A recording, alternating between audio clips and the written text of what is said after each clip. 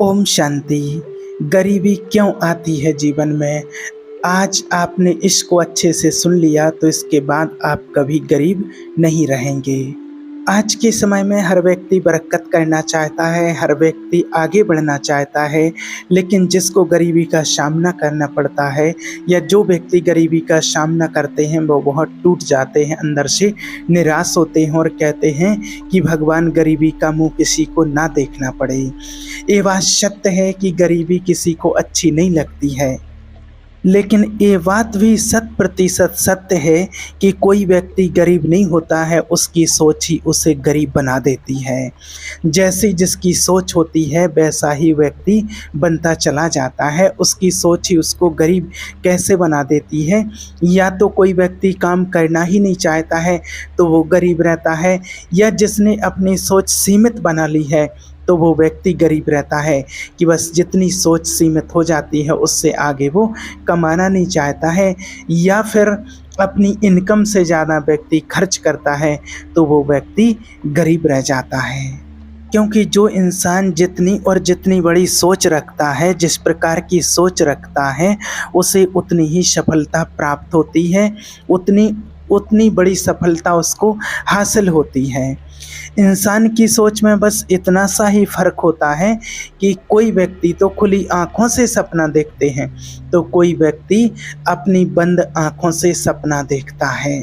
तो आज आप एक ऐसी बात को समझेंगे, जानेंगे, जिससे आप एक ऐसी सोच विकसित करेंगे जिससे अपनी गरीबी को हमेशा के लिए आप समाप्त कर सकते हैं और आपके जीवन से गरीबी हमेशा के लिए दूर हो जाएगी और फिर कभी भी गरीबी नहीं देखनी पड़ेगी। एक समय की बात है, एक गुरु और शिष्य साथ में कहीं जा रहे थे। चलते चलते वह एक बड़े से खेत के पास में पहुँचे। उन दोनों को बहुत प्यास सताने लगी तो उन्हें खेतों के बीचों बीच एक टूटा फूटा सा घर दिखाई देता है। अब गुरु और शिष्य दोनों लोग उस घर के पास पहुँच जाते हैं। उस घर के पास पहुंच करके उस घर के दरवाजे को खटखटाते हैं तो थोड़ी देर में दरवाज़ा खुलता है और अंदर से एक व्यक्ति निकलता है जिसके साथ में उसकी पत्नी एवं उसके साथ में उसके 3 बच्चे आते हैं जो बहुत ही फटे पुराने से कपड़े पहन रखे थे। गुरुजी विनम्र आवाज़ से उन लोगों से कहते हैं कि क्या हमें पीने के लिए पानी मिल सकता है? तो वह व्यक्ति बड़े आदर सम्मान के साथ अंदर से पानी लेकर के आता है, जिससे गुरुजी एवं उनका शिष्य उस पानी को पीते हैं। फिर अचानक उस व्यक्ति से गुरुजी कहने लगते हैं कि भाई आपका खेत तो बहुत बड़ा है, लेकिन इसमें कोई फसल दिखाई नहीं दे रही है, इसमें कोई फसल नहीं है, आप कोई फसल इसमें क्या पैदा नहीं करते हैं? तो वो व्यक्ति कहता है नहीं। तो फिर गुरुजी कहते हैं कि फिर आपका गुजारा कैसे चलता है, आपका जीवन यापन कैसे चलता है, आपकी पत्नी और बच्चों का खर्च कैसे चलता है?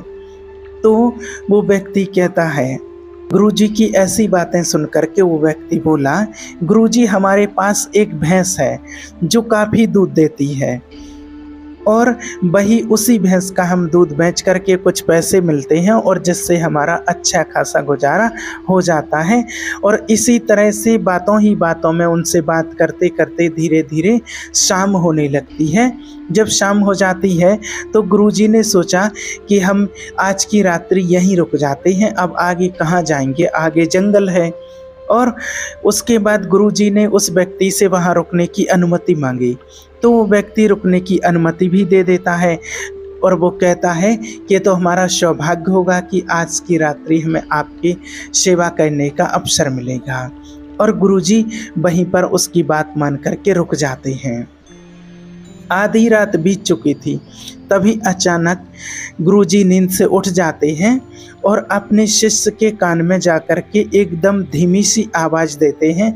धीमी सी आवाज़ में बोलते हैं कि यहाँ से चलो, इधर से अब हमें चलना चाहिए और इसकी भैंस को भी साथ में ले जाना है हमें और साथ में ले जा कर के आगे जंगल में छोड़ देंगे। गुरुजी की ऐसी बातों को सुनकर थोड़े समय के लिए तो शिष्य को विश्वास नहीं हो पा रहा था, क्योंकि ये वही गुरु हैं जो इतना ज्ञान दिया करते थे दूसरों के लिए, और किसी के साथ छल कपट या किसी का बुरा करने या चोरी करने के लिए बहुत कुछ ज्ञान दिया करते थे कि इसका परिणाम क्या होता है वो भी बताते थे। लेकिन आज यही गुरुजी किसी के साथ गलत करने के लिए बोल रहे थे, लेकिन शिष्य गुरु की बात को टाल नहीं सकता था, उनकी आज्ञा को टाल नहीं सकते थे। आखिर वह गुरु और शिष्य जंगल की तरफ उस भैंस को लेकर के निकल पड़ते हैं आधी रात के समय, और धीरे धीरे आगे चले जाते हैं और आगे चल कर के उस भैंस को बीच जंगल में ऐसी जगह पर छोड़ देते हैं जहाँ से उस भैंस का वापस आना बहुत मुश्किल था।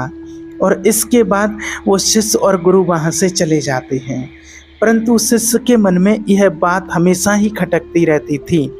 लगभग 15 वर्ष गुजर जाने के बाद वो शिष्य एक बड़ा गुरु बन जाता है, तो उसके मन में विचार आता है कि क्यों ना उस व्यक्ति से मिला जाए जिसकी भैंस हमने जंगल में छोड़ दी थी, और उसकी कुछ आर्थिक मदद भी कर देंगे ताकि उसकी आगे की ज़िंदगी खुशहाल हो सके।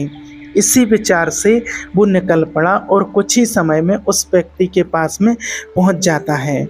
लेकिन वहाँ का दृश्य देख करके वह चकित हो जाती हैं, क्योंकि उस खेत में, जो खेत एक खंडर की तरह पड़ा रहता था, जो भूमि खंडर की तरह पड़ी रहती थी, उसमें बहुत सुंदर सुंदर फलदायक वृक्ष लगे हुए थे जो बहुत फलों से लदे हुए थे।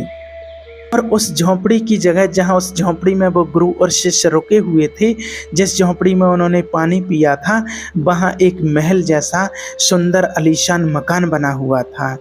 यह सब देख करके वो शिष्य मन में विचार करने लगा कि हो सकता है कि भैंस के चले जाने के कारण वह व्यक्ति सब कुछ बेचकर यहाँ से कहीं दूर चला गया होगा, और यही सोचते हुए वापस लौटने का मन बना लेता है। तभी उस व्यक्ति पर उसकी नज़र पड़ती है, तो वहीं से वो शिष्य उस व्यक्ति के पास जाकर कहते हैं कि शायद आप हमें ना पहचानते हों, लेकिन कई वर्षों पहले मैं आपसे मिला था, मैंने आपको पहचान लिया। तब वह व्यक्ति कहता है कि मैं आपको कैसे भूल सकता हूँ, आप तो उस दिन बिना बताए ही चले गए और हमें अपनी सेवा करने का ज़्यादा अवसर ही आपने नहीं दिया था। और उसी दिन ना जाने हमारी जो एक ही भैंस थी जिससे हमारा गुजारा चलता था, और वो भैंस भी ना जाने उसी दिन कहाँ चली गई थी, जो आज तक लौट करके नहीं आई। और कुछ दिनों तक तो मैं बहुत परेशान रहा, समझ ही नहीं आ रहा था कि आखिर करूं तो क्या करूं, परिवार को कैसे चलाऊं। लेकिन आखिरकार जीवन जीने के लिए कुछ ना कुछ तो काम करना ज़रूरी था, इसीलिए मैंने लकड़ियों को काटकर बेचने का काम शुरू किया। जो भी पैसे मुझे मिले उससे मैंने अपने खेतों में खर्च करके फसल को उगा लिया। फसल बहुत अच्छी हुई, जिससे मैंने फिर फलों का एक बगीचा खेत में लगवा दिया, और फिर धीरे धीरे करके उस बगीचे में बहुत अच्छे फल लगना शुरू हो गए। और धीरे धीरे करके फिर मैंने और सारे खेत में वो पेड़ लगवा दिए जो फल देने वाले थे। बहुत सुंदर सुंदर और वैरायटी के पेड़ मैंने लगवा दिए, और धीरे धीरे करके आज मैं इस शहर का सबसे बड़ा व्यापारी फल देने वाला हो गया, सबसे बड़ा व्यापारी में फल बेचने वाला बन गया। लेकिन यह सब कभी ना हो पाता अगर वो भैंस यहाँ से ना जाती तो, क्योंकि उसी भैंस के कारण मैं कोई दूसरा कार्य करना ही नहीं चाहता था। उसके जाने के बाद मैंने कार्य का दूसरा रास्ता चुना जिससे मैं पैसे कमा सकूं। लेकिन आज मैं अपनी ज़िंदगी से बहुत खुश हूं, और शहर के सबसे बड़े व्यापारियों में आज मैं हूं। मेरे से बड़ा फल वाला और कोई व्यापारी इस शहर में नहीं है। यही बात सुनकर के शिष्य कहता है कि यह कार्य तो आप पहले भी कर सकते थे जब वो भैंस आपके पास थी। तो वो व्यक्ति बोला कि मैं कर तो सकता था, लेकिन उस समय मेरी ज़िंदगी बिना मेहनत किए ही चल रही थी। इसी कारण मुझे कभी इस बात का एहसास ही नहीं हुआ कि मुझे भी कोई दूसरा काम करना चाहिए या मैं कोई और काम कर सकता हूँ। इसलिए यही कारण है कि मैंने कभी कोशिश ही नहीं की कि मैं कोई और दूसरा काम भी करूँ। लेकिन भैंस के जाने के बाद मुझे एहसास होने लगा कि मुझे कोई दूसरा कार्य भी करना ही होगा और बिना कार्य किए मेरा गुजारा नहीं चलेगा। और मैंने उसी समय एक दृढ़ संकल्प किया, दृढ़ निश्चय किया कि अपनी ज़िंदगी में जो कुछ भी करूँगा अपने दम पर ही करूँगा। और इसी संकल्प की वजह से आज मैं इस मुकाम पर पहुँचा हूँ। तो इस कहानी को सुनकर के आपको इस बात को सोचना चाहिए कि कहीं आपके भी जीवन में कोई रुकावट नहीं है। और अगर कोई रुकावट आपके जीवन में आपके पास है तो वो आपकी सोच के कारण है, और उस सोच को बदल करके आप उससे आगे बढ़ने का प्रयास कीजिए। जो आपके पास है उसे खोने का भय मत करो, क्योंकि आपके पास खोने को बहुत कम है, लेकिन कामयाबी के बाद पूरी दुनिया प्राप्त करना भी आपके पास है। तो जो कुछ भी होता है देखिए वो सब हमारी सोच के कारण ही होता है। अगर हम सोच अपनी जैसी बना लेते हैं वैसा ही हमारा जीवन चलने लगता है। इसलिए हमेशा बड़ा सोचो, बड़ा करने का सोचो, अच्छा सोचो, पॉजिटिव सोचो, तो आपके साथ अच्छा होगा और आपका जीवन बहुत अच्छे से चलेगा। बस याद ये रखना है कि कोई भी आपके अंदर गलत आदत नहीं होनी चाहिए, कोई भी गलत संग नहीं होना चाहिए, गलत व्यवचारण नहीं, कोई गलत आचरण आपके अंदर नहीं होना चाहिए।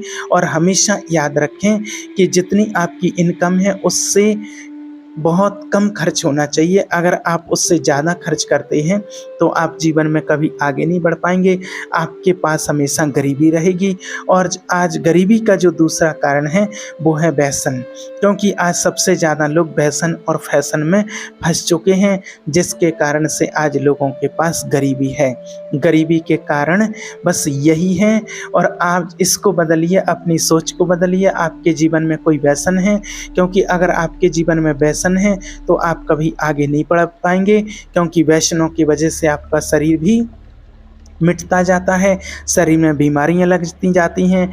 बीड़ी, गुटखा, पान, शराब, मांस, मदिरा कुछ भी आप सेवन करते हैं तो उससे आपका शरीर भी धीरे धीरे कमज़ोर पड़ता जाता है और आपका वैशन में पैसा जाता है, फिर आपका इलाज में पैसा जाएगा, आपके बच्चे बीवी परेशान होंगे, आपका घर टूट जाएगा। और एक दिन ऐसा समय आता है तो व्यक्ति कुछ करने के लायक नहीं रह जाता है, खटिया पर पड़े पड़े और एक दिन अपना शरीर छोड़ देता है।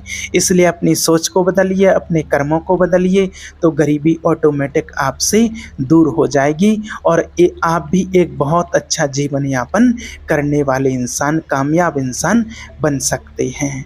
ओम शांति।